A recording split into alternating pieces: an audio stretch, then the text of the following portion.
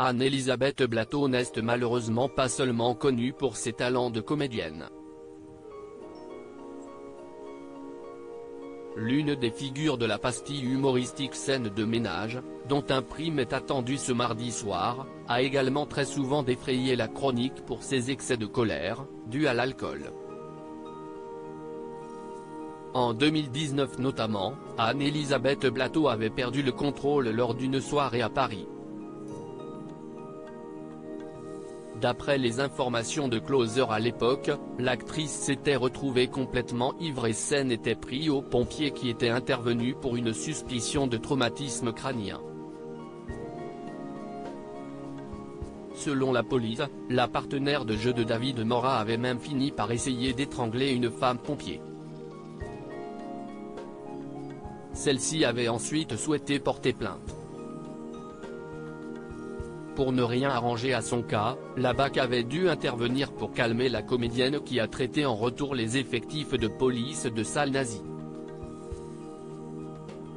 Anne-Elisabeth Blateau s'était ensuite rendue devant le tribunal correctionnel de Paris pour violence et outrage sur personne chargée d'une mission de service public et violence à raison de l'orientation sexuelle.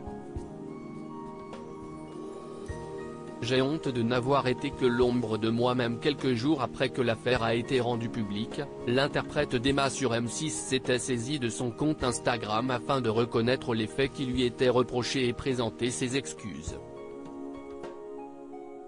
Dans la nuit du 5 au 6 septembre, dans un bar, sous l'effet d'une forte consommation d'alcool, j'ai eu un comportement inacceptable à l'encontre de plusieurs personnes, dont les pompiers venus pour m'aider.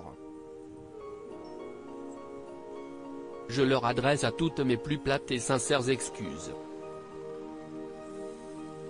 J'ai honte de n'avoir été que l'ombre de moi-même, honte d'avoir eu une attitude exécrable.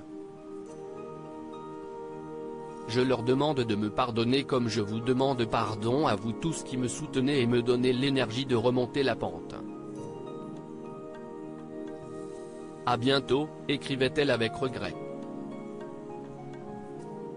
Après cet épisode, Anne-Elisabeth Blateau n'a vraisemblablement pas appris de ses erreurs puisque 2 ans plus tard, en juin 2021, elle était hospitalisée en état d'ivresse après une nouvelle altercation avec la police.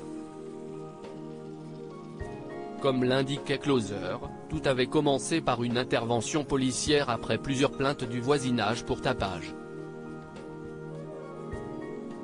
Sous l'emprise de l'alcool, elle s'était alors montrée particulièrement agressive envers les policiers. Les pompiers avaient finalement été appelés pour la prendre en charge.